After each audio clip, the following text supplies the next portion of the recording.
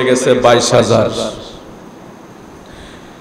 এখন 1447 হিজরিতেও আয়েশা যারা ইয়াজিদের পক্ষে কথা বলে, ওরা যদি 61 হিজরিতে বেঁচে থাকতো, তারা কি ইমাম হুসাইনের পক্ষে যুদ্ধ করত? এটা সাধারণ জ্ঞানের কথা আর কি। আপনারা জ্ঞানী গুণী সুশীল সমাজ, আমরা অনেক হাদিস শরীফ বলবো, কারবালার ইতিহাস বলবো, কিন্তু আমি তো বলতেছি, আবার আমার পাশে আরেকজন তো এটার বিপরীত বলতেছে, তো সমাজের মানুষ বিপদে পড়ে যাচ্ছে না? মানুষের ভিতরে বিভ্রান্তি সৃষ্টি হচ্ছে। হুজুর, কার পেছনে নামাজ পড়বো, কার পেছনে ইক্তেদা করব, কাকে ইমাম বানবো, আপনাকে না আরেকজনকে? ওয়াজ তো মিলে না, কোন দিকে যাব? এই এক পেরেশানিতে আমরা পড়ে গেছি আজকে, সমাজ নিয়ে, দেশ নিয়ে, রাষ্ট্র নিয়ে। তো এগুলি বলার আগে আমরা কিছু সাধারণ জ্ঞানের কথা চিন্তা করি। দুইটা লোককে যদি আমরা একটু পাল্লায় দিয়া মাফি, ইমাম হুসাইন রাদিয়াল্লাহু তাআলা আনহু আর ইয়াজিদ, যদি আমরা পাল্লায় উঠাই, আপনারা সাক্ষী দেন, আপনাদের মন কি বলে? ইমাম হুসাইনের পাল্লার ওজন কম হবে না বেশি হবে? আর আমরা যতটুকু, এটা আপনাদের থেকে আমরা সাক্ষী নিলাম, আপনারা সাধারণ মানুষ যেহেতু জেনারেল শিক্ষিত, কোরআন হাদিসের বিষয়টা যদি অনেকে জানেন, কিন্তু আমাদের মতন তো আর ওইভাবে আপনারা ঘাটাঘাটি করেন না। আমরা ঘাটাঘাটি করে যতটুকু পেয়েছি, ইমামে পাক ইমাম হুসাইন রাদিয়াল্লাহু তাআলা আনহুর সাথে ইয়াজিদের তুলনা দেওয়াটাও বোকামি। কারণ কোথায় ইয়াজিদ আর কোথায় হুসাইন? ইমামে হুসাইন যার কোলে মানুষ হয়েছিলেন, তিনি কে? রাহমাতাল লিল। যদি আমার ইমামে পাক ইমাম হুসাইন একদিন মজা করে জিজ্ঞেস করলেন, নানা আপনি বলবেন নি আপনার বাবার নাম কি, আপনার মায়ের নাম কি, আপনার দাদার নাম কি, আপনার দাদুর নাম কি? ইমামে হুসাইন মজা করে প্রশ্ন করছেন, নানা আপনি আমারে বলেন, আপনি বড় না আমি বড়? সুবহানাল্লাহ বলবেন না? এটা মজার প্রশ্ন। এখানে আপনি আবার মারতে যাইয়েন না, নবীর বড় আবার হুসাইন কেমনে হয়? দাদা নাতির প্রশ্ন আর কি, কিন্তু কিছু হিসাব আছে এই জায়গায়। ইমাম হুসাইন বলে, নানা আপনি বলেন আপনি বড় না আমি বড়? কয় আমি তো বড়, কারণ আমার নবীর চাইতে আর বড় কে আছে? আমার নবী তো সৃষ্টি জগতের, আল্লাহ হইল স্রষ্টা, নবী হইল সৃষ্টি। আমার নবী এমন সৃষ্টি যার কোনো তুলনাই হয় না। সুবহানাল্লাহ। বন্ধু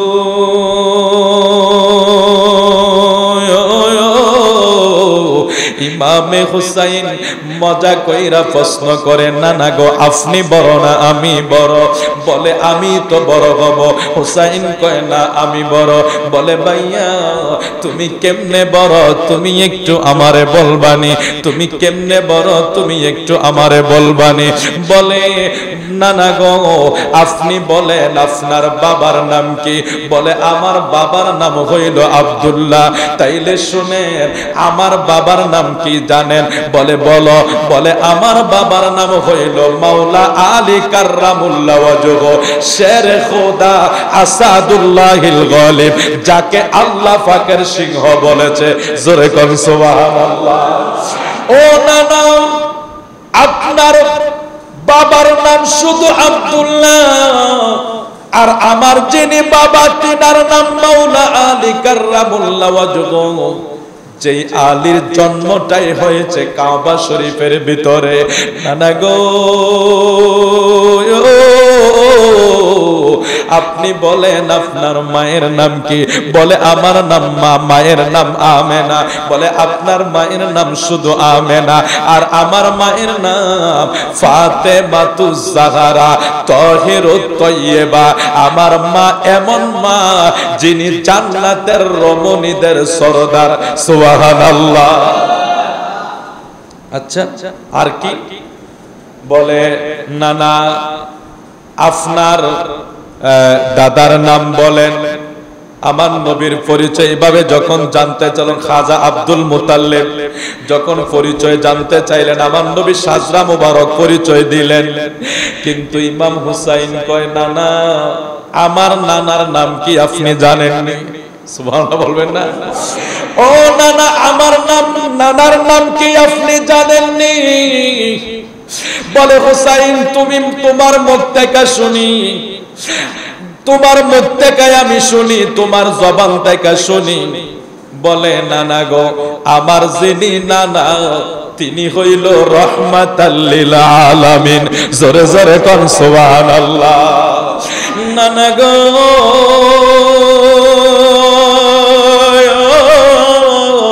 আমার যিনি নানা তিনি হইল রাহমাতাল লিল আলামিন।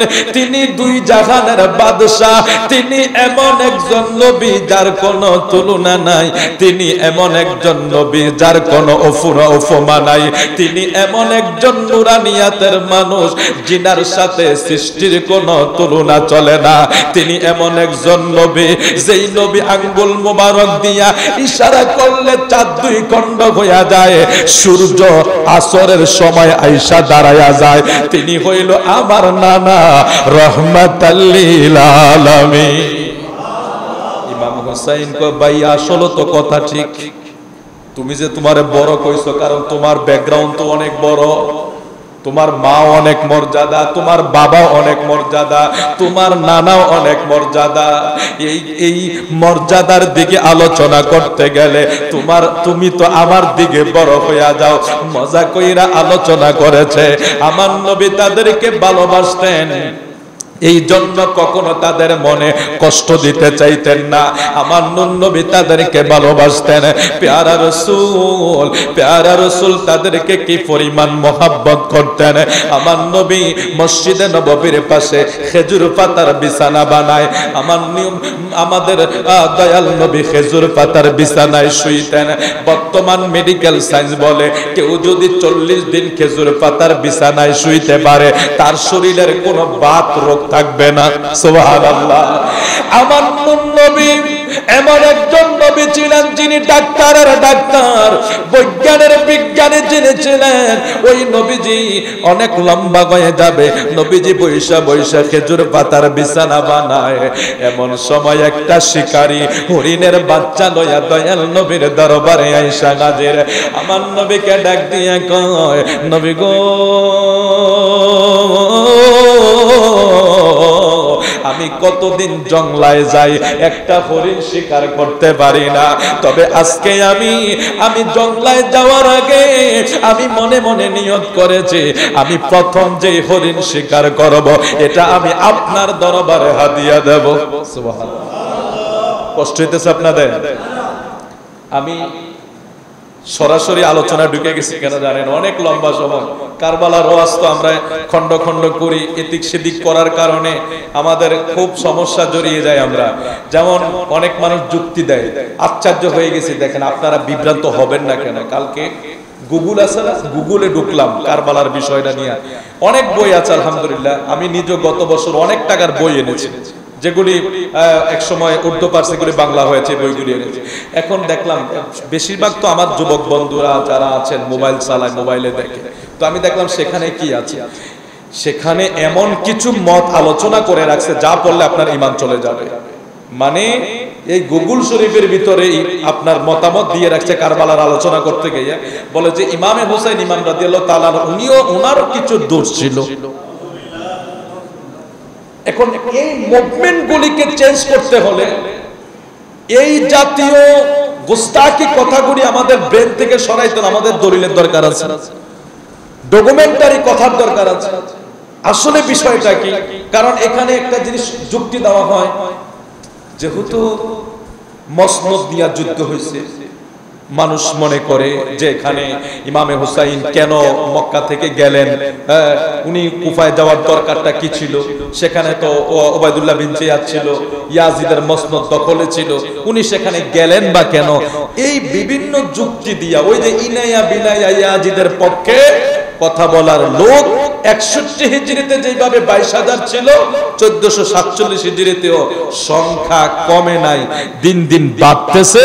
ইয়াজিদের পক্ষে ইনায়া বিনায়া তাকে ভালো করার জন্য বা এই হত্যাকারী থেকে তাকে মুক্ত করার জন্য কিছু যুক্তি মানুষের সামনে উপস্থাপন করা হয়।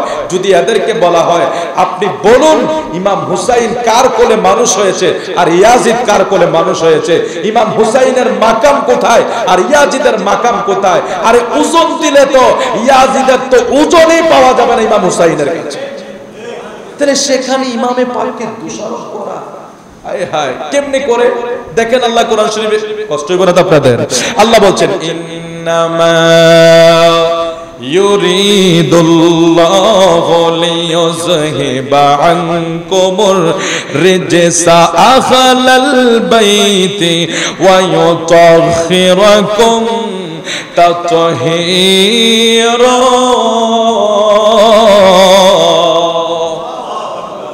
এটা কোরআন শরীফের আয়াত, এখানে ঝুট বলার কিছু নাই। এই আয়াতে কারিমাটা আমার নবী নিজে তেলাওয়াত করছে। এখন নবী কোন প্রেক্ষাপটে তেলাওয়াত করছে এটার একটা হাদিস শরীফ শুনেন, কষ্ট হবে না তো আপনাদের? শুনেন, যারা আশেপাশে আছেন আপনারাও লিখে নিতে পারেন ডকুমেন্টগুলি, কারণ আমরা চাই না আমরা বেঈমান হয়ে মারা যায়, কমপক্ষে এতটুকু চাই না।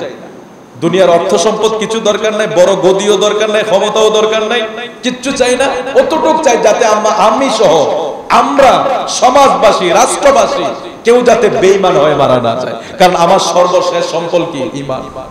এটা ছাড়া আর উপায় আছে?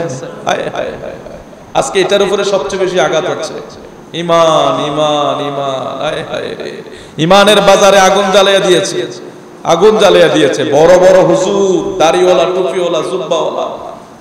আমরা বিশ্বাস করতে পারছি না হুজুর আপনি কথা বলতে পারেন, কিন্তু অনেক মানুষ তো বলে না হুজুরে মনে হয় ঠিকই কইছে, কারণ হুজুরও তো আমরা বিশ্বাস করি, ভালোবাসি, হুজুরের পিছনে নামাজ পড়ি। যাই হোক, আল্লাহ হেফাজত করুন। আমার নবী কোন প্রেক্ষাপটে আয়াতটা পড়ছেন কষ্ট হইব আপনাদের? মানুষ কি এই আর আইতো না কেউ আইব? তাবারক আছে নেই? তাহলে সমস্যা নেই, তাবারকের সময় আসলো চলবো, আমরা কোনো তারা কখন আসবো না আসবো এটা তাদের একটা।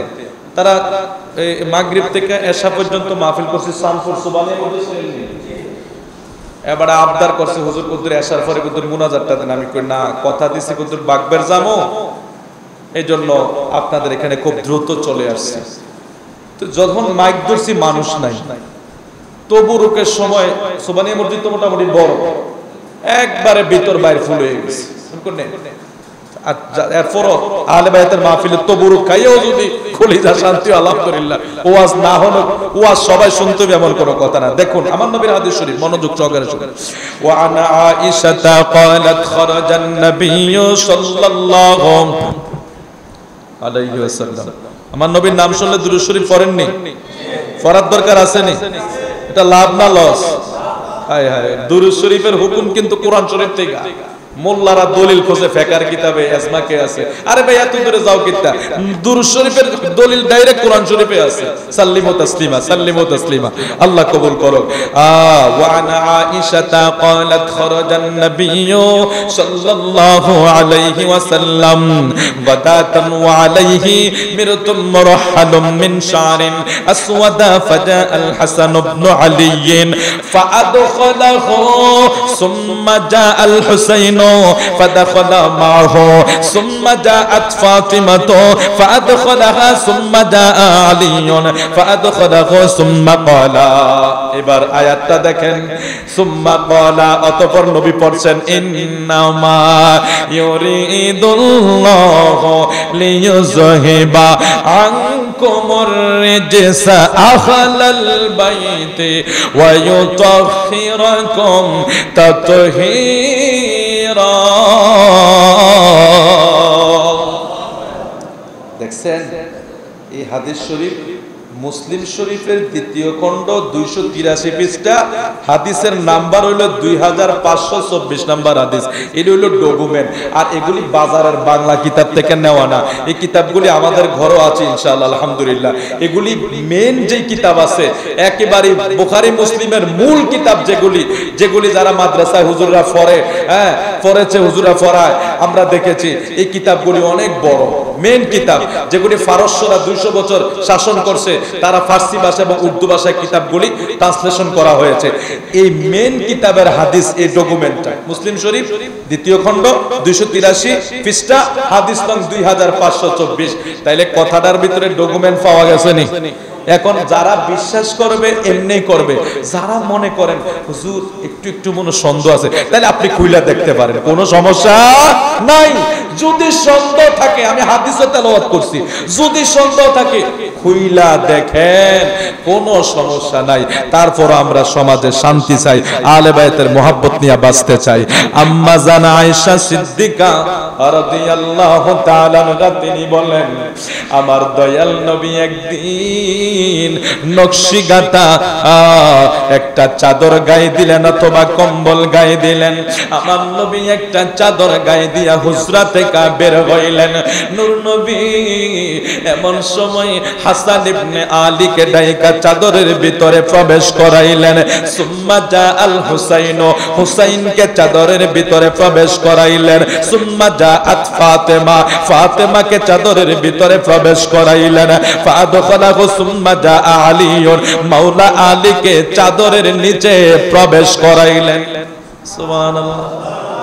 হাসান ইবনে আলী, অতঃপর হুসাইন, অতঃপর ফাতেমা, অতঃপর মাওলা আলী, কয়জন রে ঢুকাইলেন? 4 জন রে চাদরের ভিতরে। মৌলবীরারে বলেন, কিয়ামত পর্যন্ত সময় দিলাম ইয়াজিদের শানে এই রকম কিছু হাদিস দেখাইতে। কত প্রশংসা ইয়াজিদের এই দেশের মৌলবীরা করে, আর আরব দেশে তো নামে লওয়া যায় না। ইয়াজিদের বিপক্ষে কথা কইলে ফিডের সামনে থাকতো না, কারণ আমরা জানি, ইতিহাস জানি, ওইগুলি এখনো ওই ওহাব নজদির দলেরা 61 হিজরিতের ইয়াজিদের যেভাবে জোর করে ক্ষমতা দখল করে দেশ চালাইতো, ওই পরিমাণে এখনো চলতেছে। এগুলি মানুষ বুঝে না, মানুষ মনে করে আইরে বত বড় আল খাল্লাওয়ালা দেখা যায়। এখন আমার দয়াল নবী কাকে ঢুকাইলেন? ফাতেমা, আলী, হাসান, হুসাইন। হাদিস শরীফ এখানে আছে, মওজুদ আছে। আমার নবী 4 জনকে চাদরের ভিতরে ঢুকাইয়া নবী কোরআন শরীফের আয়াতটা তেলাওয়াত করে, ইন্নামা ইউরিদুল্লাহু লিইউযহিবা আনকুমুর রিজসা আহলাল বাইতি ওয়া ইউতাহিরাকুম তাতহীরা। নিশ্চয় আমার আল্লাহ বলে, এরা হইল আমার আহলে বায়াত, আর নিশ্চয় আমার আল্লাহ ওয়া ইউতাহিরাকুম তাতহীরা, তাদেরকে ফুত পবিত্র করে দেন, অতঃপর পবিত্র করার মতো পবিত্র করেন। সুবহানাল্লাহ। হুজুরে বুঝবে, আলেম ওলামারা বুঝবে, তোহারা শব্দের বাংলা হইল পবিত্র। এখানে হাদিসে কোরআন শরীফে তোহারা শব্দটা 2 বার ব্যবহার হয়েছে। আচ্ছা, পবিত্র হওয়ার ক্ষেত্রে আল্লাহ তো একবার বললে চলে না? ও ভাই, আল্লাহর বলার ভিতরে 2 বার বলা লাগে না কেন? যিনি রব স্রষ্টা, তিনি তো একবার বললেই চলে। কিন্তু আহলে বায়াতের পবিত্র ব্যাপারে ওয়ায়ুতাহিরাকুম তাতহীরা কেন বললেন? আল্লাহ তো শুধু ওয়ায়ুতাহিরা বললে পারতেন, বা তাতহীরা বললেও পারতেন। তোহারা শব্দটা কেন আল্লাহ 2 বার ব্যবহার করেছেন জানেন? কারণ আহলে বায়াতের শানে আল্লাহ এই আয়াত নাজিল করে বলে দিলেন যে এই আহলে বায়াতকে আমি এমন পবিত্র করে দিতে চাই, পবিত্র করার মতো পবিত্র, যার ভিতরে কোনো কলঙ্ক থাকবে না। ওই আহলে বায়াতের রাসূল এমন পুত পবিত্র, যেটাকে ফার্সি ভাষায় পাকে পাঞ্জাতন বলা হয়। পাক মানে পবিত্র, তন মানে দেহ, পাঞ্জা মানে ফাঁসটা দেহ, ফুত পবিত্র। এটার দলিল হইল মুসলিম শরীফের 2য় খণ্ডর হাদিসে মুবারকা এবং পবিত্র কোরআন শরীফের আয়াত। জোরে করে সুবহানাল্লাহ। তাহলে এরার মতো ব্যক্তিরা যদি ইয়াজিদের লগে মাফতে যায়, এটা বোকামি না?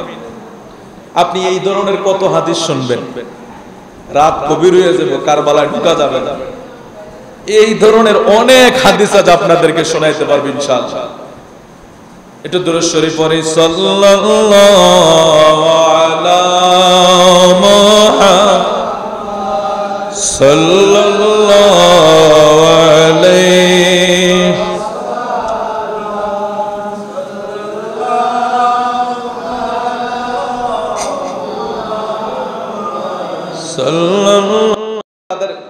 তাদের ওজনটা দেখি, ঠিক আছে? এগুলি জানতে হবে আমাদের। এখন আমরা তো ধৈর্যই বলে দেই ইমাম হুসাইন ওই মসনদের জন্য গেছে, এই করছে সেই করছে। না রে বাবা, যারা জান্নাতের যুবকদের সর্দার, এরা দুনিয়ার মসনদের কোনো দরকার আছে? কি কারণে যুদ্ধটা হয়েছে সেটার ইতিহাস সবাই জানে, কিন্তু তারপরে এদের ফজিলত অনেকের জানা না থাকার কারণে মানুষগুলি ওই তাদের যুক্তি শুই না আওলাদে পাকের উপর তহমত দিয়ে দেয়। খবরদার, খবরদার, সাবধান। শোনেন হাদিস শরীফ শোনেন।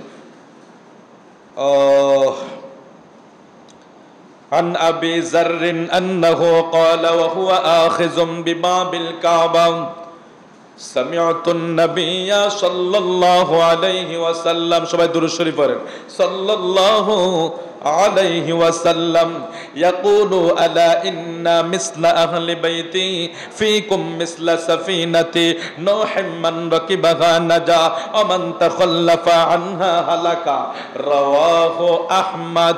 একটু জোরে বলবেন আল্লাহু আকবার। আওয়াজ করে বলি ইয়া রাসূলুল্লাহ। হযরত আবু যার রাদিয়াল্লাহু তাআলা আনহু তিনি কি করলেন?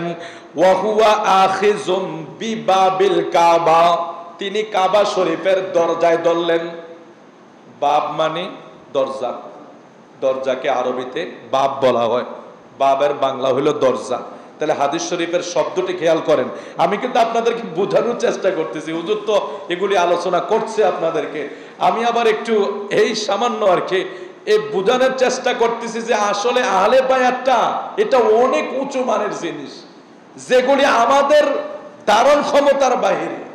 তো যতটুকু আমরা ধারণা নিতে পারি, তো দেখেন হযরত আবু যার রাদিয়াল্লাহু তাআলা আনহু তিনি ওয়া হুয়া আখিযুম বিবাবিল কাবা, বাব শব্দের বাংলা হইল দরজা, আর কাবা মানে আমরা তো চিনি না নাকি? কাবা নতুন করে চিনে তৈব? কাবা শরীফ যারা গেছেন, আল্লাহু আকবার, আল্লাহু আকবার, কত বরকতময় জায়গা যাদেরকে আল্লাহ তৌফিক দিয়েছে। বাইতুল্লাহ কাবা শরীফের দরজায় ধরলেন হযরত আবু যার রাদিয়াল্লাহু তাআলা আনহু। তিনি দরজার ভিতরে দইরা একটা ভাষণ শুরু করলেন। তিনি বলছেন, সামিউতুন নাবিয়্যা সাল্লাল্লাহু আলাইহি ওয়াসাল্লাম, আমি আমার নূর নবীকে বলতে শুনেছি। এখানে দুইটা পয়েন্ট। এক নাম্বার পয়েন্ট বলার জন্য তিনি কাবার দরজা ধরেছে, আবার দুই নাম্বার আমার নবীকে বলতে শুনেছে এ কথাটা বলার জন্য। মানে তিনি যে মেসেজটা এখন মানুষকে দিবেন কাবা শরীফের দরজায় দইরা, তিনি যেই মেসেজটা মানুষকে দিবেন এটার এক নাম্বার সত্যায়ন হইল কাবার দরজায় দইরা মিথ্যা বলার সুযোগ। মনোযোগ আছে না আপনাদের? কাবার দরজায় দইরা মিথ্যা বলার সুযোগ আছে, কাবার দরজায় বলে ধোঁকাবাজি করার সুযোগ আছে। তো হযরত আবু যার রাদিয়াল্লাহু তাআলা কোন জায়গা ধরে কথা কইতেছে? কাবা শরীফের দরজা। আল্লাহু আকবার, আল্লাহু আকবার কাবীরা। তিনি কাবা শরীফের দরজায় ধরে বলতেছেন, সামিউতুন নাবিয়্যা সাল্লাল্লাহু আলাইহি ওয়াসাল্লাম, আমি আমার নবীকে বলতে শুনেছি। ও আবু যার, আপনি আমার দয়াল নবীকে কি বলতে শুনেছেন? তিনি কাবার দরজা ধরে জগৎবাসীরে জানায়, আমি শুনেছি আমার নবী বলছে, ইন্না মিসলা আহলি বাইতি ফিকুম মিসলা সাফিনাতিন, আমার নবীর আহলে বায়াত হইল সফিনায়ে নূহ, নূহ নবীর নৌকার মতো। জোরে জোরে কোন সুবহানাল্লাহ। বন্ধু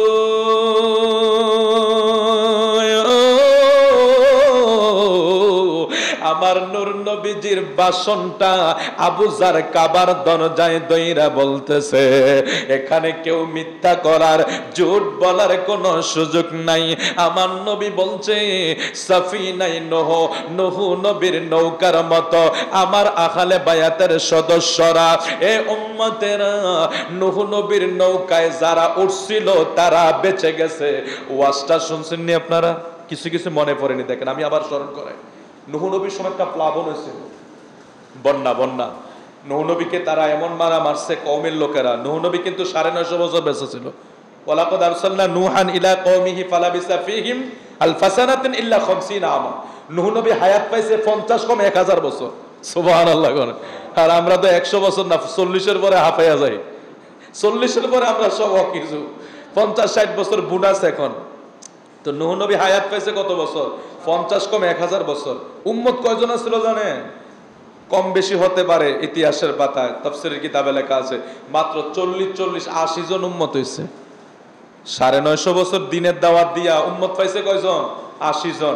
তারপরও মার ধৈর অত্যাচার এমন অত্যাচার নূহ নবীর উপরে করেছে, এক পর্যায়ে নূহ নবী আল্লাহর কাছে ফরিয়াদ করতে বাধ্য হয়েছে, আল্লাহ আমি আর সহ্য করতে পারি নাই। তখন আল্লাহ বলেছে, এ নূহ নৌকা বানাও। নৌকা বানাইছে। এক সময় আল্লাহ জমিন ফাটিয়ে পানি বের করলেন, আকাশ থেকে বাড়ি বৃষ্টি বর্ষণ করলেন, জমিনে প্লাবন শুরু হয়ে গেল। আল্লাহ ডাক দিলেন, এ নূহ, শুধু ইমানদার ব্যতীত আর কাউকে নৌকায় উঠায়ও না। কয়জন? মাত্র 80 জন। আর সব ফিনারে জাহান্নাম। তো যেগুলি ইমানদার এগুলি না নৌকায় উঠবো, আর কেউ তো উঠা সম্ভব না। তো নূহ নবী যারা ইমান আনছে তারা নৌকায় উঠছে। 6 মাস প্লাবন ছিল, বাকিরা সব মারা গেছে। শুধু নৌকায় যারা উঠছে তারা কি বেঁচে ছিল, বাকি সব কি মারা গেছে। আমার নবী ওই নূহ নবীর নৌকার কথা আহলে বায়াতের শানে বলতেছে। বিষয়টা বুঝতে পারছেন না আপনারা? এরা কেমনে জানি ইমামে আহলে বায়াতের বিপক্ষে যায়, আমার বুঝে আসে না। আহলে বায়াতের বিপক্ষে গিয়া ইয়াজিদের গান গাইয়া নূর নবী শাফায়াত পাওয়া যাইব, যাদের জন্য আমার দয়াল নবী নিজেই দোয়া করছেন তাদের জন্য। তো আবু যার রাদিয়াল্লাহু তাআলা তিনি যখন বলছেন যে আমি আমার নবীকে বলছি আহলে বায়াতদেরকে সফিনায় নূহ নবীর নৌকার মতো বলছে, এ আবু যার, আমার নবী আর কি বলেছে আহলে বায়াতের শানে? তিনি বলেন আমার নবী বলছে এই নৌকার ভিতরে যারা উঠবে মান রাকিবাহা যা, এরা যেন জান্নাতীদের দলে অংশগ্রহণ করেছে। সুবহানাল্লাহ। নূহ নবীর নৌকা যারা উঠছে তারা কি বাইচা গেছে। আমার নবী বলতেছেন ঠিক আমার আহলে বায়াতের নৌকা যারা উঠবে তারা বেঁচে যাবে। কোন ইমাম সাহেবের পিছনে নামাজ পড়বো, কার ওয়াজ শুনবো? বাগবেরের মানুষ মাঝে মাঝে বিপদে পড়া যায়, হুজুর ওয়াজ তো মিলে না, এক হুজুরের ওয়াজ আর এক হুজুরের ওয়াজের সাথে মিলে না। এখন আমি আপনাদেরকে বিনয়ের সাথে বলি, এগুলি পকেটের কথা নয়, হাদিসে মুবারকার কথা। আমার নবী আমরা যে বিপদে পড়বো, হুজুরে হুজুরে কিলাকিলি করবে, মসজিদে মসজিদে মারামারি হইব, সমাজে সমাজে মারামারি হইব, মানুষের ভিতরে ফেস লাগবো, বিভ্রান্তি হইব। আমার আপনার দয়াল নবী 1500 বছর আগে আমার নবী জানে। এই জন্য এই বাগবেরের মানুষ সহ গোটা বিশ্বের উম্মতদেরকে আমার নবী রক্ষা করার জন্য 72 ফেরকা থেকে নবী উম্মতদেরকে বাঁচাইবার জন্য নবী বলে গেছে, উম্মত যেই টাইমে বিপদে পইরা যাইবা ওই টাইমে আহলে বায়াতের নৌকায় উঠো, মানে রাকিবা না যা, তুমি জান্নাতীদের দলে অংশগ্রহণ করলা। এরপরও যদি চিন্তা করা লাগে আর কি করার আছে বলে। এই হাদিস শরীফের লাস্ট একটা অংশ আছে, এই হাদিস শরীফের সর্বশেষ একটা অংশ আছে, এটা আমাদেরকে বড় ভাবায়। সেটা হলো হাদিসে মুবারকার শেষ অংশটা হলো হালাকা। হালাকা শব্দের বাংলা হইল ধ্বংস হইয়া যাওয়া। একটু মনোযোগ দিয়েন, কথাগুলি গোট গোট বুঝতে হবে। তাহলে আমার নবী প্রথম কি বলছে?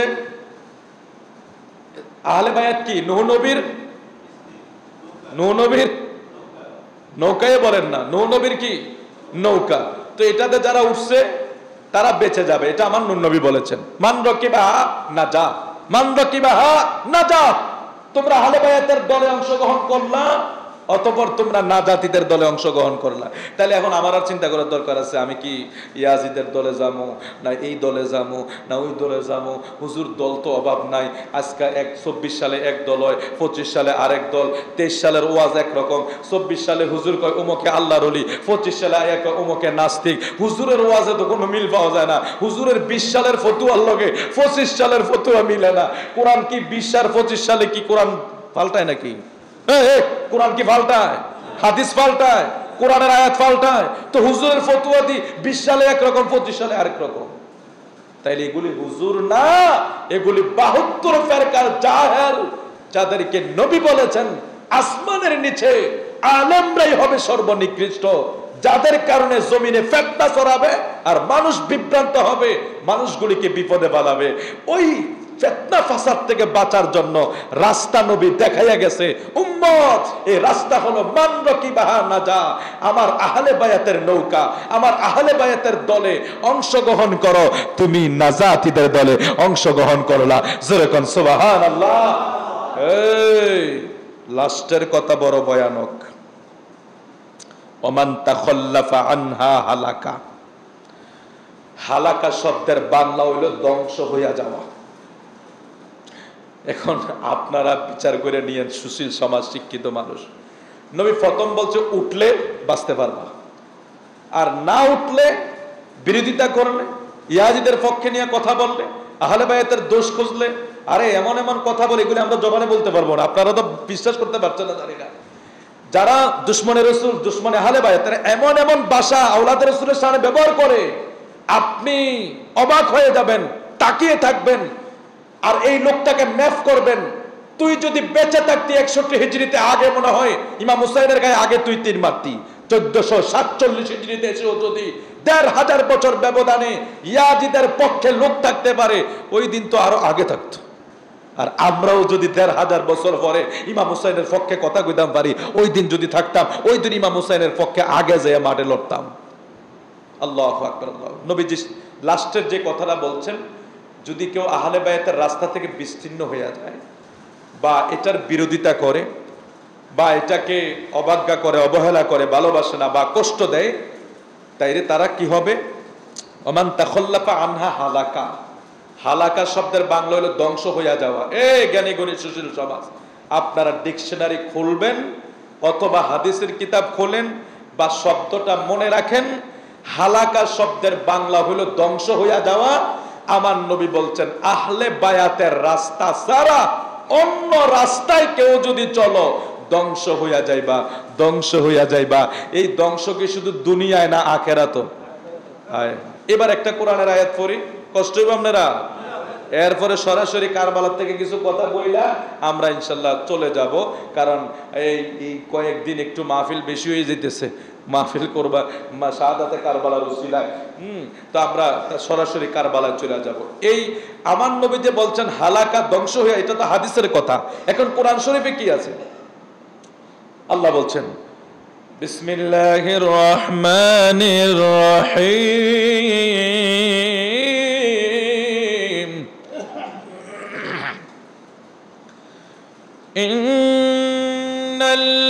ইন্নাল্লাযীনা ইউযুনাল্লাহা ওয়া রাসূলাহু লা'নাহুমুল্লাহু ফিদ দুনিয়া ওয়াল আখিরাতি ওয়া আ'আদ্দা লাহুম আযাবান মুহিনা।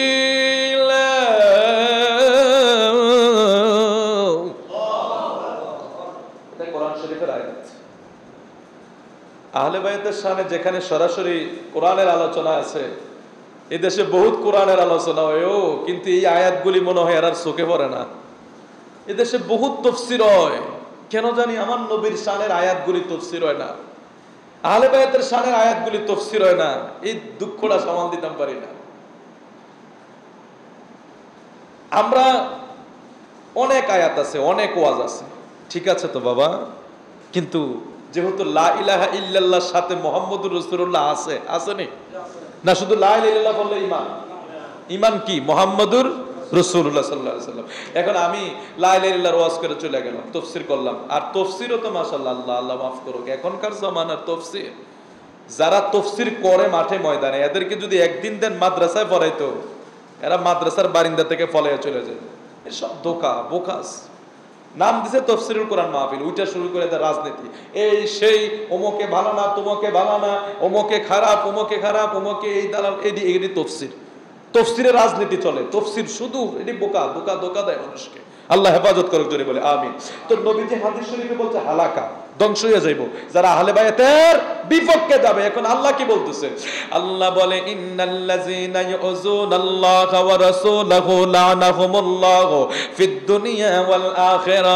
নিশ্চয় যখন কোন শব্দের আগে ইন্না শব্দ ব্যবহার হয়, আরবি গ্রামার অনুযায়ী ইন্নাকে বড় তাগিদের জন্য ব্যবহার করা হয়, স্পেশালের জন্য ব্যবহার করা হয়, ইন্নাকে বড় তাগিদের জন্য ব্যবহার করা হয়। বন্ধু, বাগবেরের সুশীল সমাজেরা গভীর মনোযোগ, আমার আল্লাহ বলে ইন্নাল্লাযীনা ইউযুনাল্লাহা ওয়া রাসূলাহু, নিশ্চয় যারা আমি আল্লাহরে কষ্ট দেয়, আমার নবীরে কষ্ট দেয়, লানাহুমুল্লাহ, তাদের উপর আমি আল্লাহর লানত। জোরে জোরে কন নাউযুবিল্লাহ।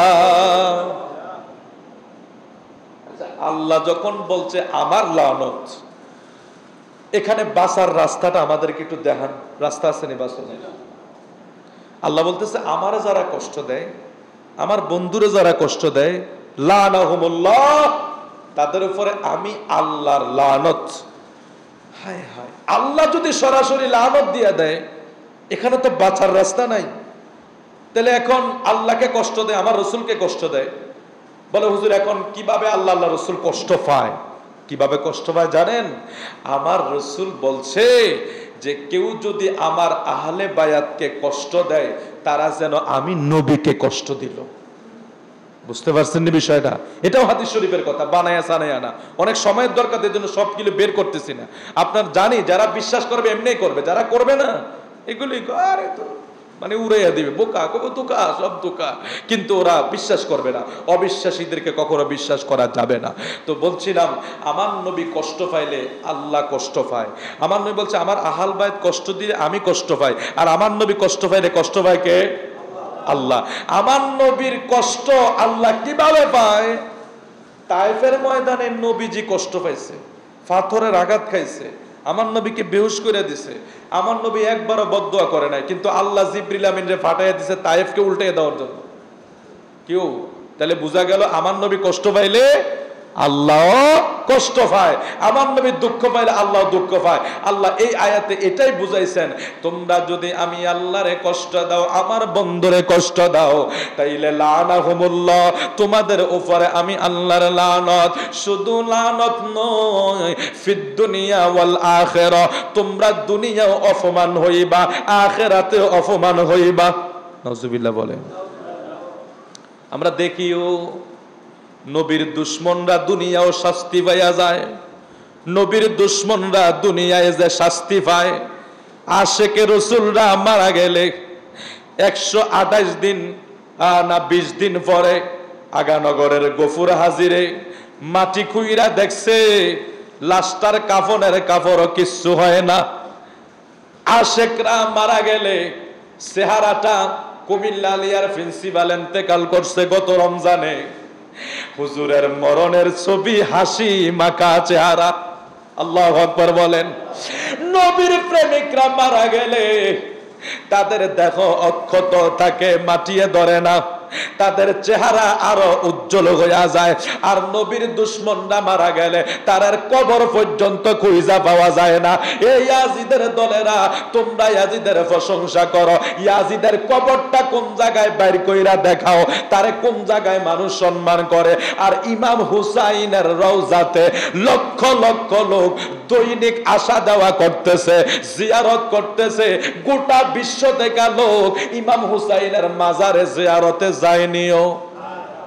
ফেসবুক খুললে দেখবেন ইমামে পাকের গম্বুজটা স্বর্ণ যেন বাঁধা, ইমামে পাকের গম্বুজের উপরে যে মাথা আছে এটা স্বর্ণ দিয়া মোড়ানো।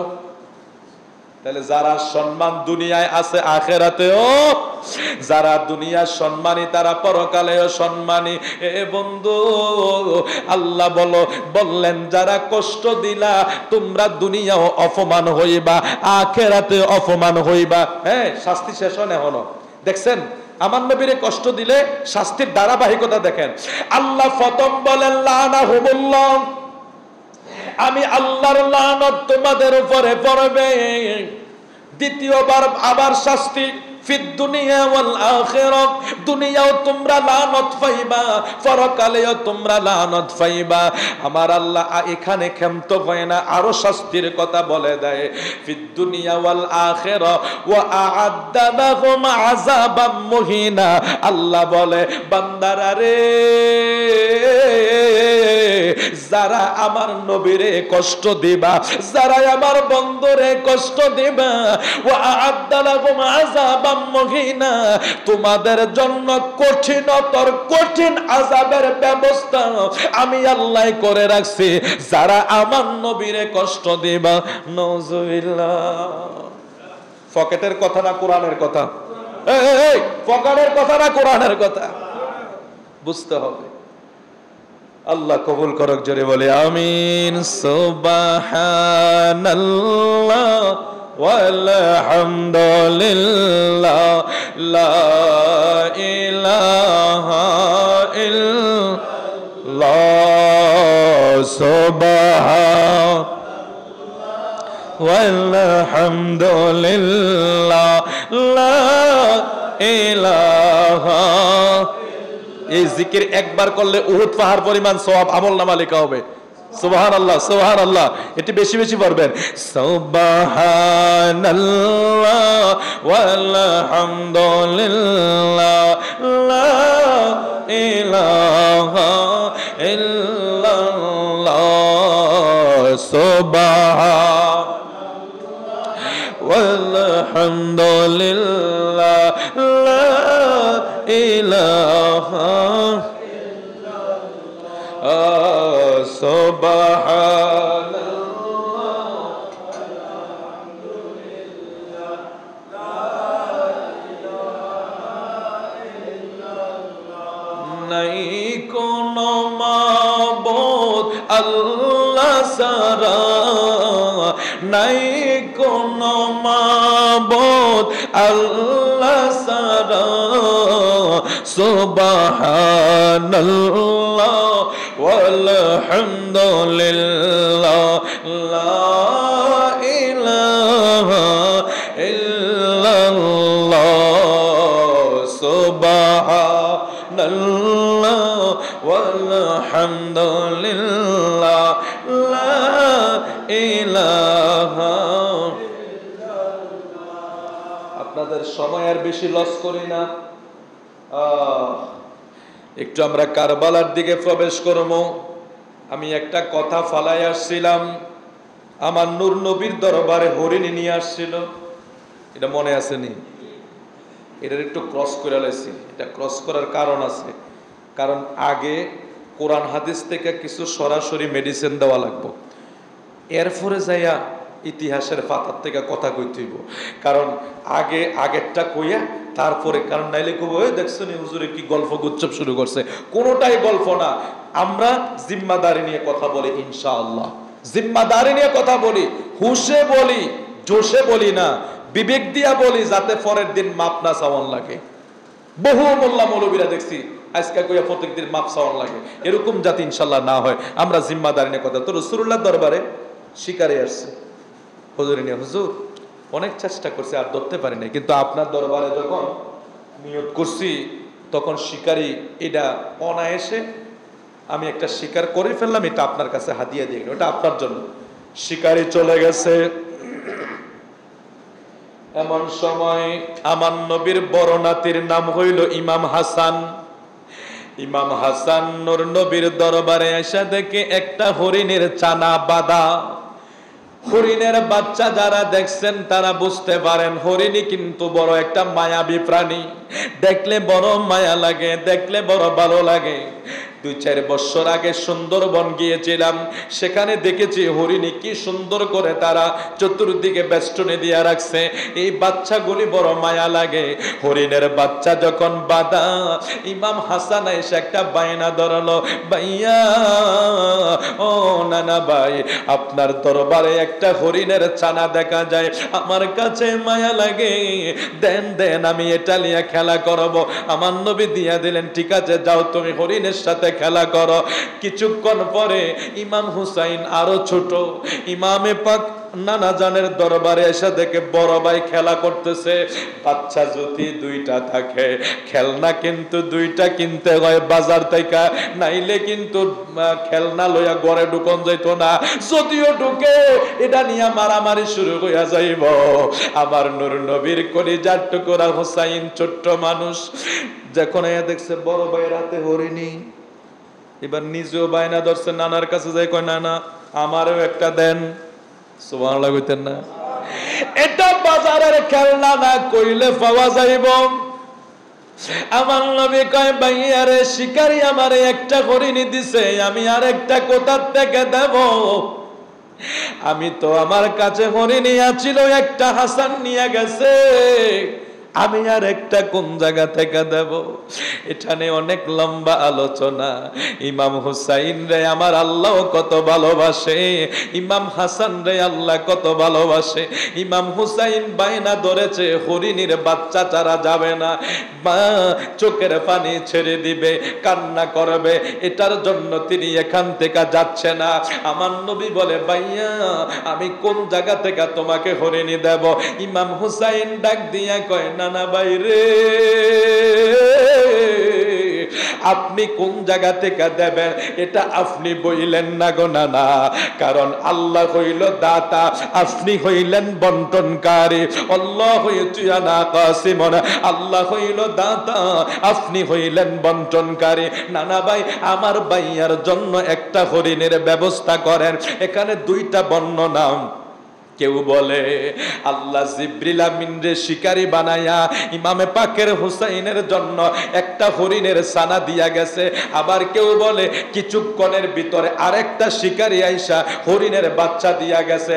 অর্থাৎ দুটোটা বর্ণনাই যে কোনো একটাই যদি সঠিক হয়, কিন্তু ইমাম হুসাইনকে তাৎক্ষণিক খুশি করার জন্য আল্লাহর পক্ষ থেকে আমার নবীর দরবারে হরিণের বাচ্চা হাজির হইয়া গেছে। তাইলে বোঝা গেল আল্লাহ কোরআন শরীফে বলেছে কুল লা আসআলুকুম আলাইহি আজরান ইল্লাল মাওয়াদ্দাতা ফিল কুরবা।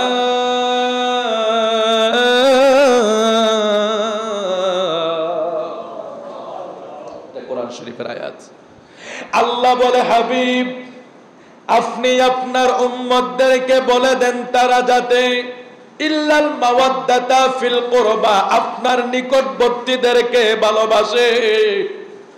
এখন বাগবেড়ার মানুষের প্রশ্ন, হুজুর আমার নবীর নিকটবর্তী তো অনেকে আছে, আহারে সুপার 70 জন আছে, নবীর বিবিগণ আছে, সাহাবারা আছে।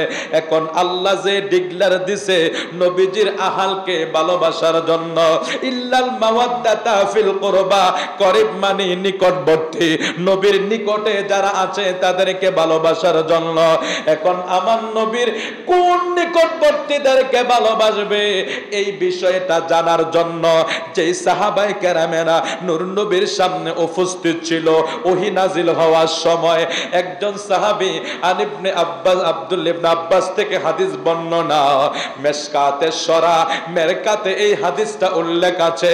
আমার নূর নবীর কাছে যখন আয়াত নাজিল হয়েছে ইল্লাল মাওয়াদ্দাতা ফিল কুরবা, নবীর নিকটবর্তীদেরকে ভালোবাসার জন্য, এখন আমার দয়াল নবী সাহাবায়ে কেরাম প্রশ্ন করে বসছে, নবী গো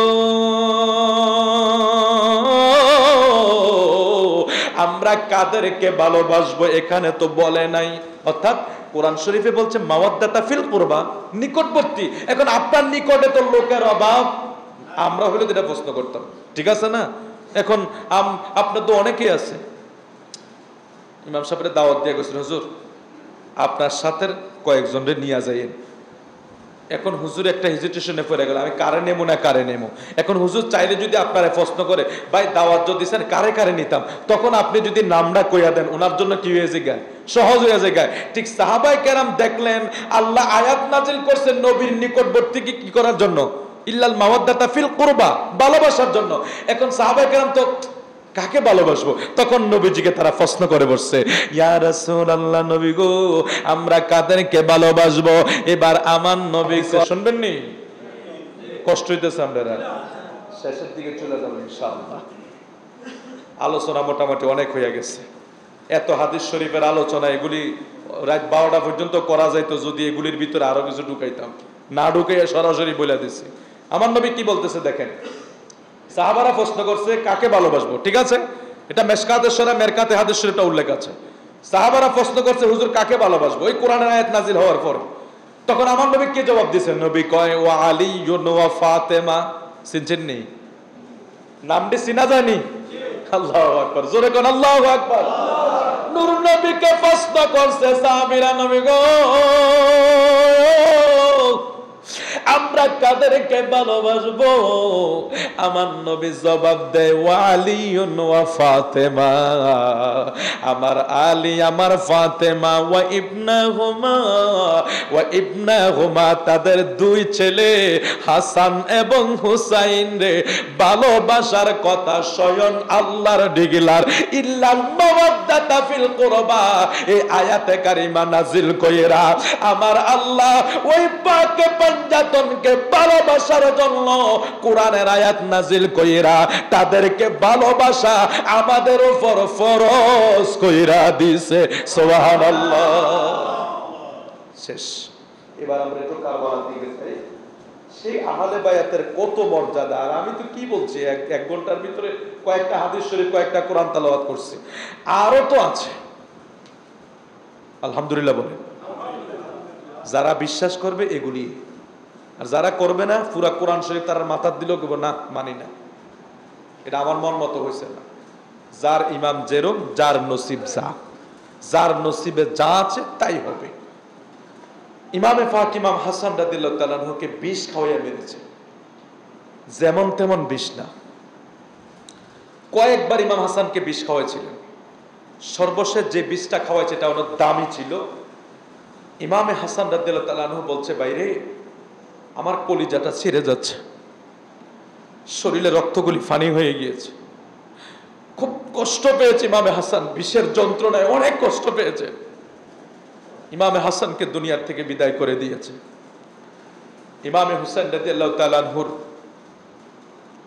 যখন আমির মুআবিয়া ইন্তেকাল করার আগে ইয়াজিদকে দামেস্কের সেই মসনদে বসালেন।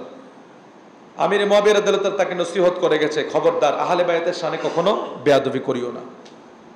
কিন্তু কে শোনে কার কথা? আমির মুআবিয়া তো দুনিয়া থেকে বিদায় হয়ে গেছে। ইমামে পাক ইমাম হুসাইন ছিল মদিনায়।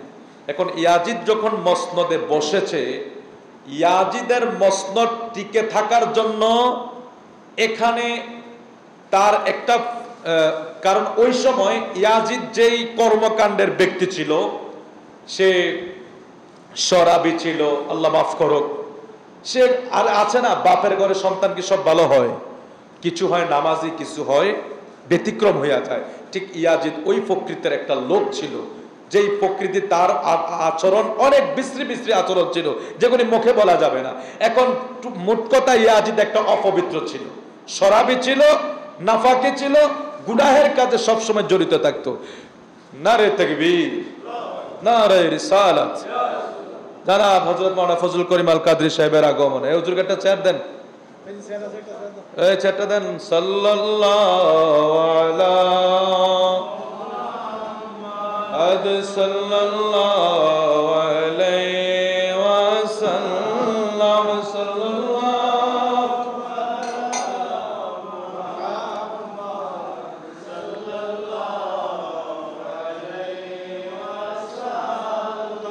ও গো নবী সরওয়ার, হাসর ময়দানে প্রাণ ঠান্ডা করিও কাউসার ফিলায়া, সাল্লাল্লাহু আলা মুহাম্মাদ সাল্লাল্লাহু আলাইহি ওয়াসাল্লাম, সাল্লাল্লাহু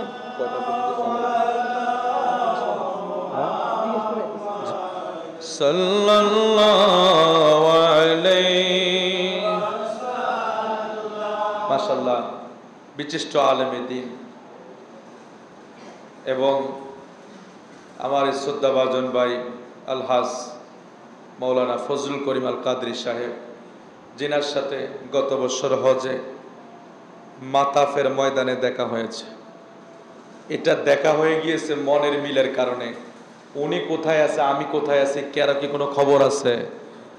তো কাবা শরীফের তাওয়াফ করার সময় আমি হাঁটতেছি একা একা, সঙ্গী সাথী কেউ নাই, যারা আছে তারা একটু অন্যমনস্কে আছে। রাতের প্রায় অনেকটা 12টায় বাজে মনে হয়।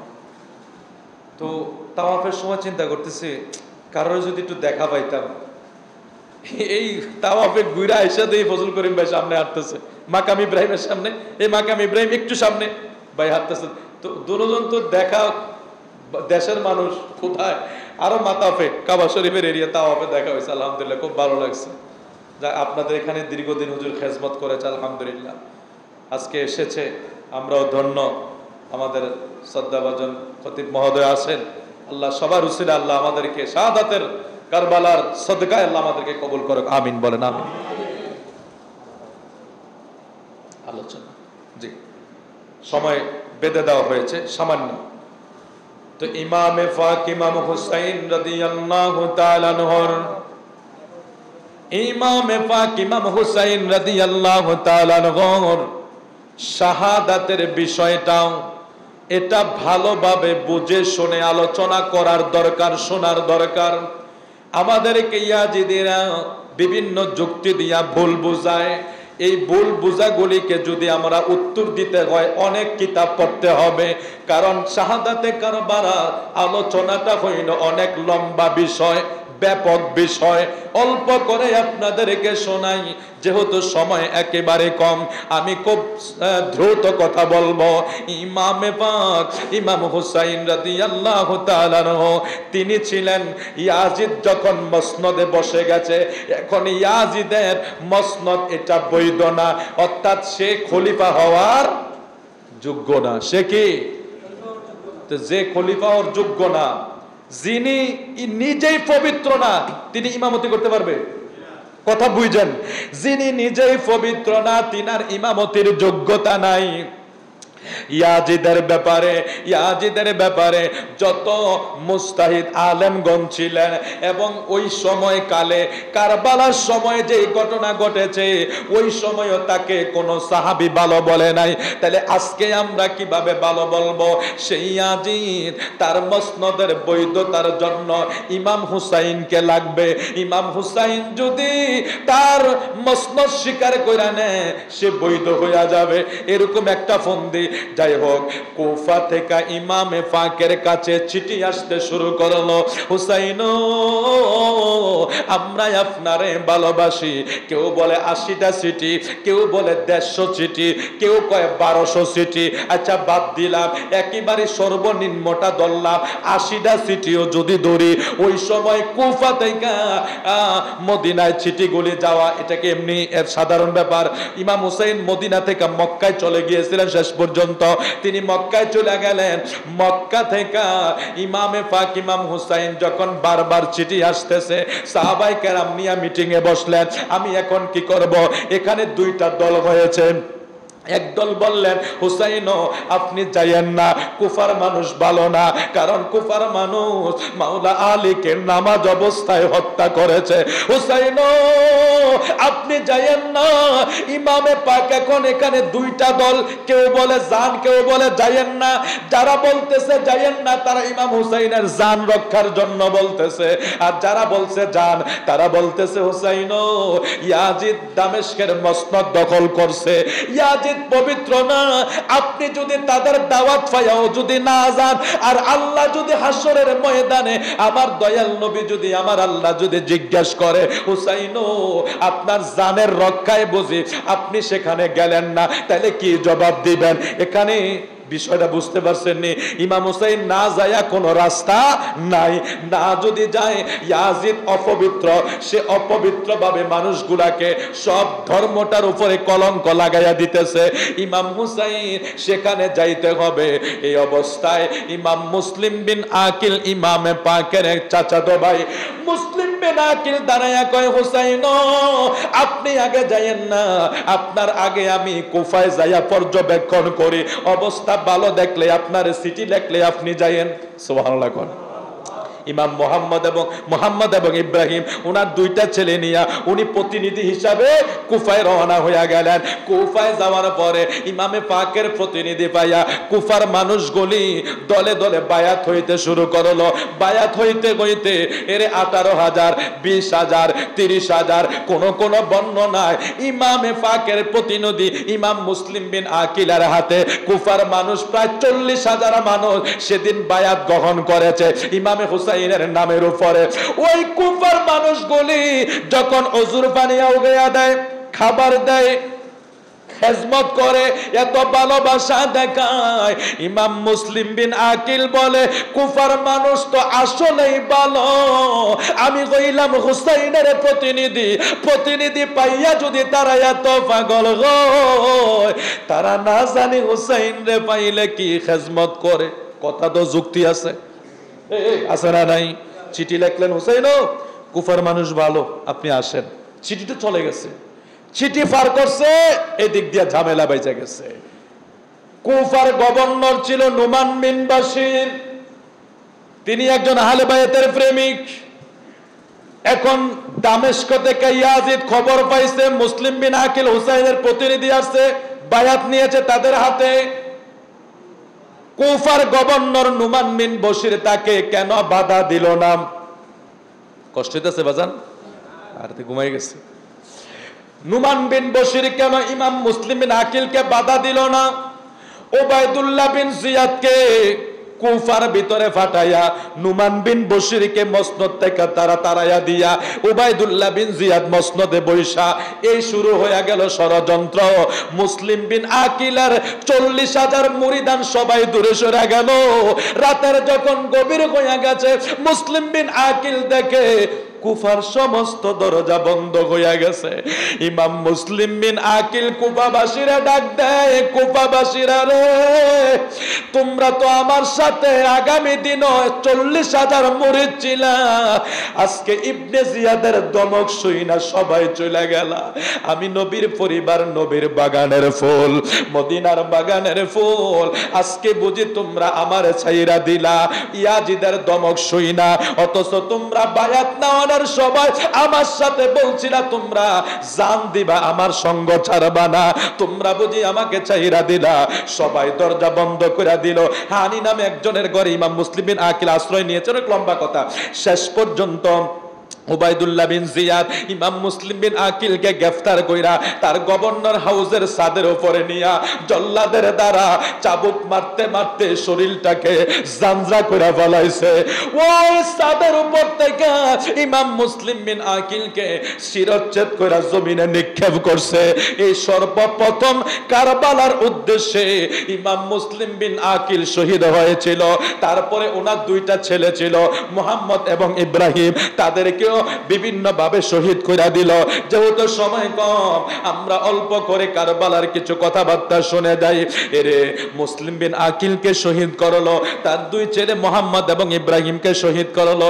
এদিক দিয়ে এত ঝামেলা ফাঁকায়া গেছে, হুসাইন তো বলতে পারে না। এটা তো এই যুগের কথা না, 1 মিনিটে আমেরিকা খবর পৌঁছায়া দিবে।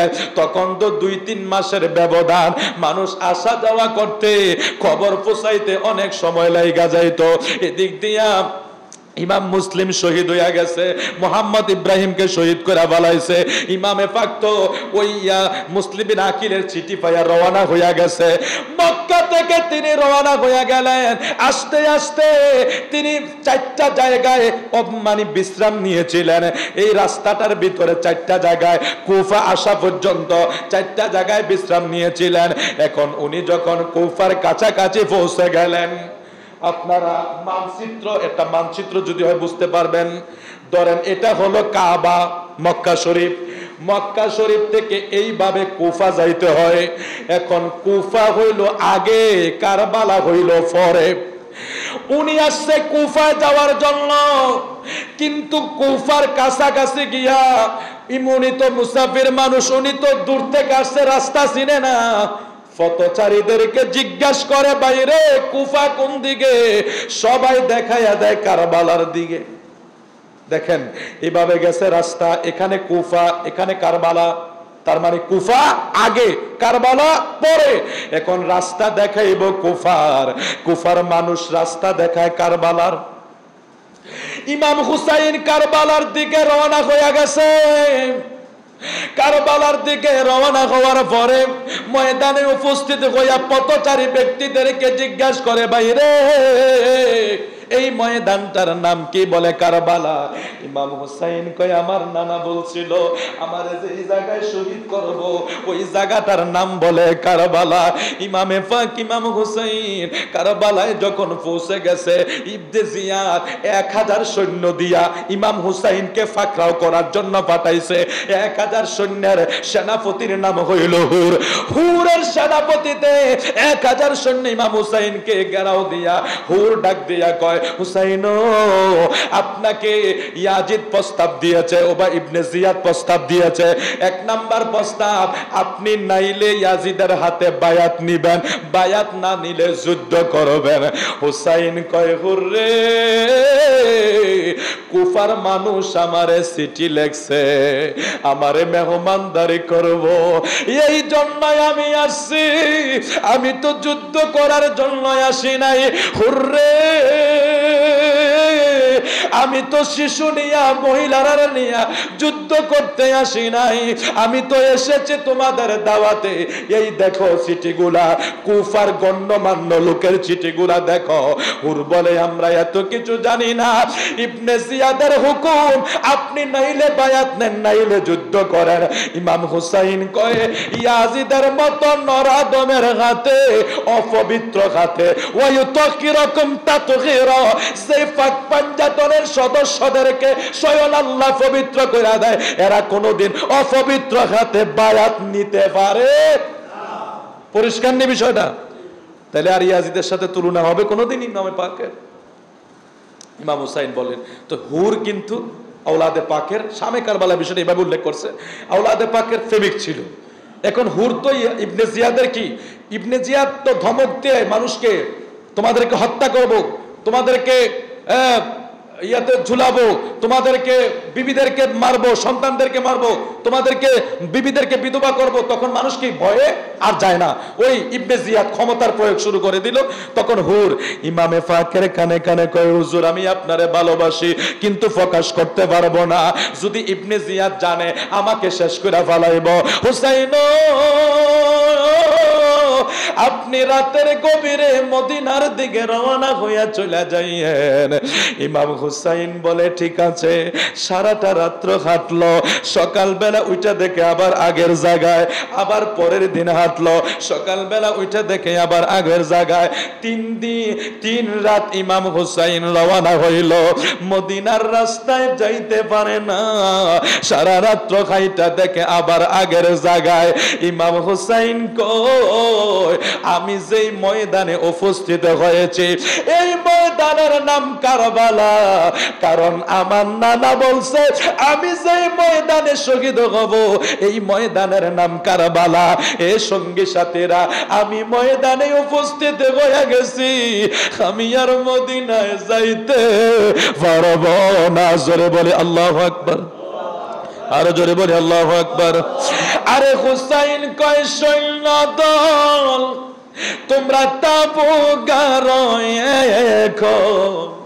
আর যাব না মদিনাতে ফিরে, হায় হায় আর যাব না মদিনাতে ফিরে, থাকলে কি আর কান্দে হোসেন কারবালার ময়দানে আমার কেহ নাই রে। ওই আল্লাহ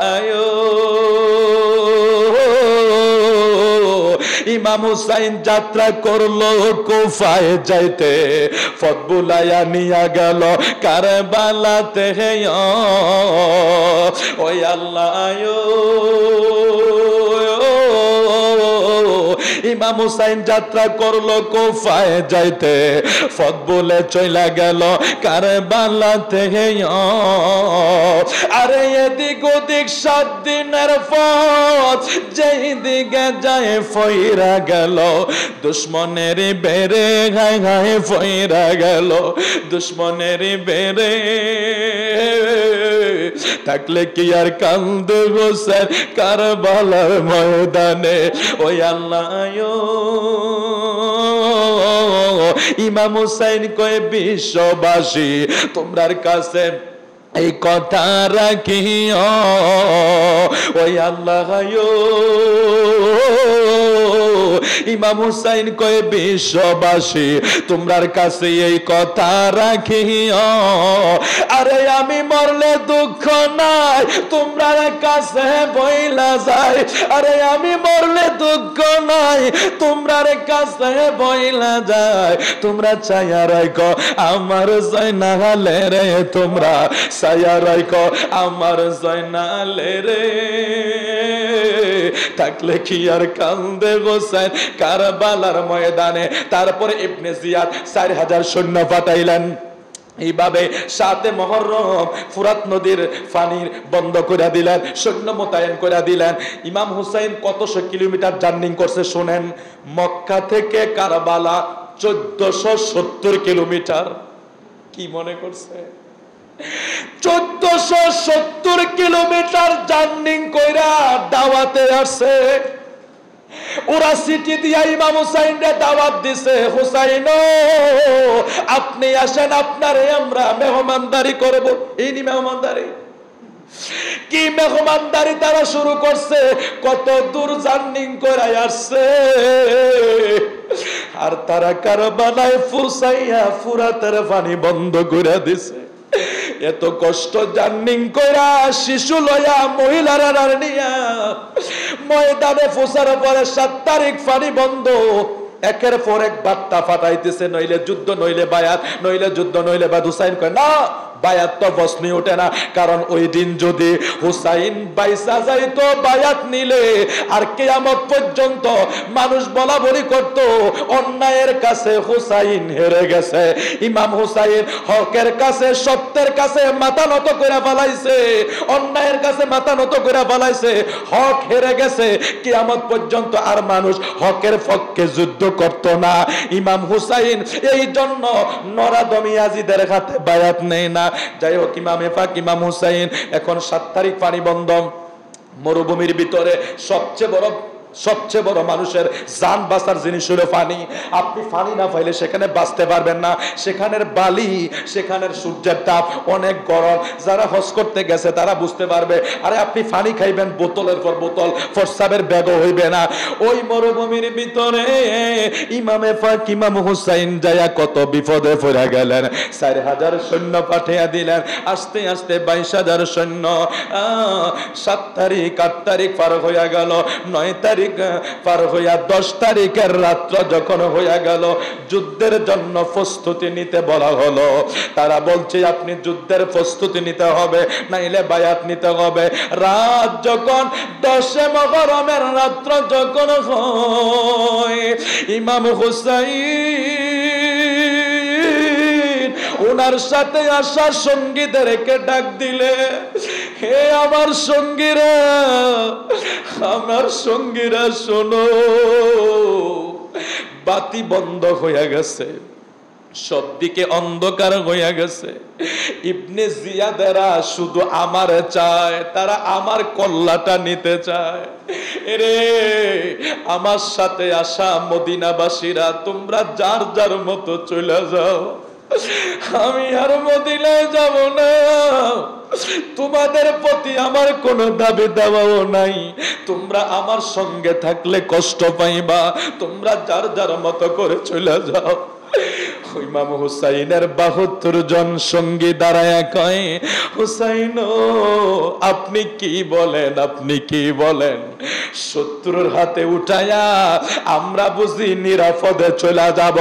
ও হুসাইন, এটা কখনো হবে না। আপনি যদি শহীদ হন, আগে আপনার আগে আমরা শহীদ হব। সৈন্য কত? 22,000। 70-72 জন, 82 জন লোক মাত্র। এও সবাই যোদ্ধা না, যুদ্ধের প্রস্তুতিও নাই। ওই অবস্থায় ইমানের পাওয়ার, আহলে বায়াতের কি পরিমাণ মোহাব্বত থাকলে একথা বলতে পারে ইমাম হুসাইনকে, হুসাইনও আপনাকে শত্রুর হাতে উঠিয়ে দিয়ে যাব না, আপনার আগে আগে আমরা শহীদ হব। এই জন্য বলা হয়েছে ইমাম হুসাইন শহীদ হয়েছে আল্লাহ রাসূলকে খুশি করার জন্য, আর কারবালার 71 জন শহীদ হয়েছে ইমাম হুসাইনকে খুশি করার জন্য। তাদেরকে ইমাম হুসাইন ছেড়ে দিয়েছিল রাতের গভীরে, বলতে চলে যাও, ইয়াজিদ আমাকে চায়, সুতরাং তোমার আমার জন্য কষ্ট পেয়ে চলে যাও। ওরা বলছে না, আমরা যাব না। যুদ্ধ শুরু হয়ে গেল, যুদ্ধ শুরু হয়ে গেল রাতের গভীরে।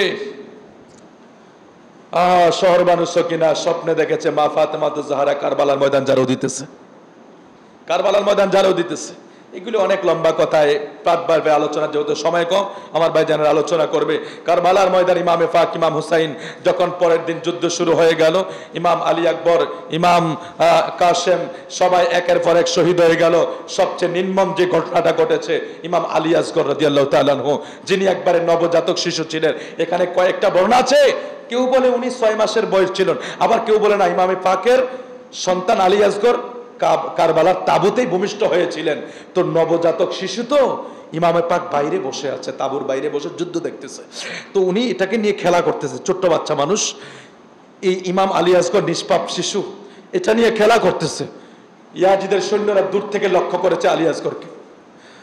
ইমামে পাকের কোলে ছোট্ট শিশু আলী আসগরকে দূর থেকে লক্ষ্য করে তীর মেরেছে, ছোট্ট নবজাতক শিশুর কলিজাটা চিরে গেছে।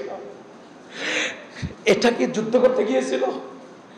ইয়াজিদরা এত ভালো মানুষ, ইবনে জিয়াদরা এত ভালো মানুষ, সীমাররা এত ভালো মানুষ, যারা ছোট্ট নবজাতক আলী আসগরকে পর্যন্ত তীর মেরে কলিজা ছিঁড়ে দিয়েছে, ওদের পক্ষে আমরা কথা বলবো?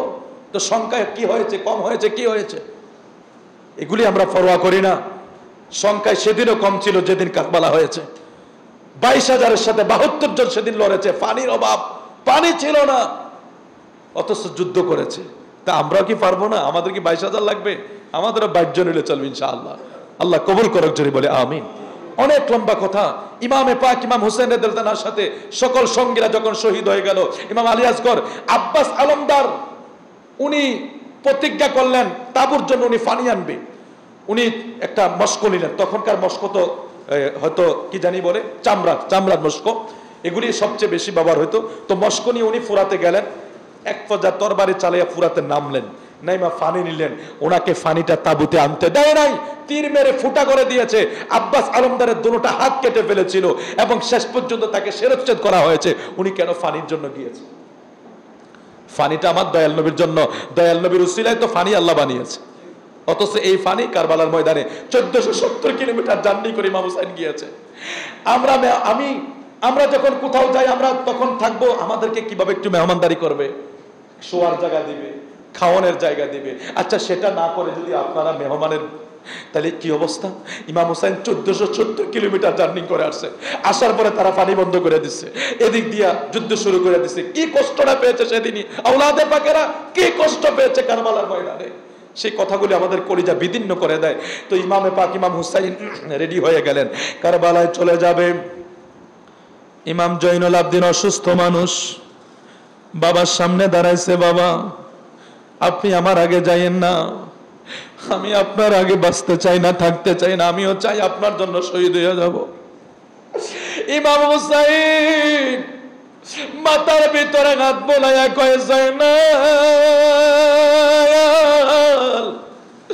আমার নানার বাগানের সব ফুল শেষ হয়ে গেছে, আর কেহই নাই, কেহই নাই, তুমিও যদি চলে যাও তাহলে আমার নানার বংশ বিস্তার হবে কোথার থেকে? জয়নাল রে, আমি তোমার জন্য দোয়া করে গেলাম, এ তাবুর মহিলারা যারা আছো তোমাদের জন্য দোয়া করে গেলাম। জয়নাল আবেদিন, তুমি যুদ্ধে যাইও না। ইমাম হুসাইন ইমাম জয়নুল আবেদিনকে বুঝায়া গেলেন, ময়ূরনা ময়ূরনা রে জয়নাল, তুমি জয়নাল ময়ূরনা, আরে তুমি জয়নাল গেলে রে মারা নবীর বছর বেলা। ইমাম হুসাইন যুদ্ধের ময়দানে চলে গেছে, যুদ্ধ শুরু হয়ে গেল। ইমামে পাকের সাথে তারা যুদ্ধ করে পারে না। ইমাম হুসাইনের হাতে হলো জুলফিকার তরবারি। যুদ্ধ করতে করতে এক পর্যায়ে তারা চতুর্দিকে ঘিরা ইমামে হুসাইনকে তীর মারতে শুরু করলো। ইমামে ফাঁকার গোড়ার ভিতরে থাকতে পারে না, গোড়া থেকে পড়ে যাচ্ছে। এমন সময় আমার দয়াল নবী কারবালার ময়দানে হাজির। আমার প্রিয় নবী কারবালার ময়দানে হাজির। আমার নবী হাত বাড়াইছে আল্লাহর কাছে, আল্লাহুম্মা আতি হুসাইনা সবরাম ওয়া আজরা, আল্লাহুম্মা আতি হুসাইনা সবরাম ওয়া আজরা। আল্লাহ, আমার হুসাইনরে ধৈর্য দাও, আমার হুসাইনরে ধৈর্য দাও। ইমাম হুসাইন জমিনের ভিতরে পড়ে গেলেন, শিমর আইসা বুকের উপরে বসে গেল। ইমামে পাক সেই অবস্থায় 2 রাকাত নামাজের হুকুম চাইলেন, 2 রাকাত নামাজ আদায় করলেন। ইমামে পাক ইমাম হুসাইন ওই অবস্থায় নামাজ পড়া গোটা জগৎবাসীর শিক্ষা দেয়। বগদাদি হুজুর এটার জন্য ছন্দ বানায়া যায়, কারবালার কোরবানি স্মরণ করো, প্রাণ ভরে সকলে নামাজ পড়ো, তাইলে বোঝা যায় কারবালার শিক্ষা নামাজ, নামাজ, নামাজ। জোরে জোরে কোন আল্লাহু আকবার। বাবা, ওলাদে ফাক, নবীর বাগানের ফুল, ইমামে ফাককে সেই জায়গায় শিমর স্যার মুবারক আলাদা করে দিলেন। শুধু এগুলি করে তারা ক্ষান্ত হয়েছে? যুদ্ধের ময়দানের যোদ্ধা ঘোড়াগুলি পায়ের ভিতরে ফিন থাকে, যোদ্ধা ঘোড়ার এক ধরনের ফেরাক জাতীয় জিনিস থাকে। ইমামে পাকের বডিটা, সুরতটা ছিল অবয়ব আমার নবীর সুরতের মতো। সুবহানাল্লাহ। ইমামে পাকের বডি মুবারক, চেহারা মুবারক আমার নবীর সুরতের সেম ছিল। ওই চেহারা মুবারক, ওই বডি মুবারক কারবালায় তারা শুধু কি হত্যা মানে শিরচ্ছেদ করে ক্ষান্ত হয়েছে না, তারা বডি মুবারকের উপরে 70টা ঘোড়া চালিয়ে দিয়েছে সেদিন। ঘোড়াগুলির পায়ের ভিতরে ফিন ছিল। কি রে বাবা, তারপরে ইয়াজিদকে ভালোবাসবো, কেমনে ভালোবাসবো? ইমামে পাকের পবিত্র দেহ, আল্লাহ বলেছে ওয়াই তাহিরাকুম তাতহিরা, এগুলি পবিত্র দেহ। এই দেহগুলোর উপরে কি ঘোড়া চালিয়েছে? যে ঘোড়ার ফিন, ঘোড়ার পায়ে ফিন থাকে, এই ফিনওয়ালা ঘোড়া, প্যারাগলা ঘোড়াগুলি ইমামে পাকের দেহের উপরে চালিয়ে দিয়েছে। ইমামে পাকের বডিটাকে তারা থেতলাইয়া দিয়েছে। এমন নির্মম অত্যাচার করেছে সেদিন কারবালার ময়দানের আমার নবীর কলিজার টুকরাদের উপরে। আমার নবী কারবালার ময়দানে হাজির ছিল। এখন বলবে হ্যাঁ, নবী হাজির থাকলে বাঁচাইলো না কেন? আরে ভাই, ইমামে ফাকরে যদি বাঁচাইয়া দেয় তো উম্মতের নাজাত হইব কি দিয়া? ইমামে ফাক তো শহীদ হয়েছে উম্মতের নাজাতের জন্য। জোরে বলি আল্লাহু আকবার। আর অনেক ঘটনা আছে কারবালার পরে, অনেক ঘটনা, শের মুবারকের অলৌকিক ঘটনা আছে। আমরা সেদিকে গেলাম না, যেহেতু আমাদের আলেম ওলামারা আছে, আলোচনা করবে।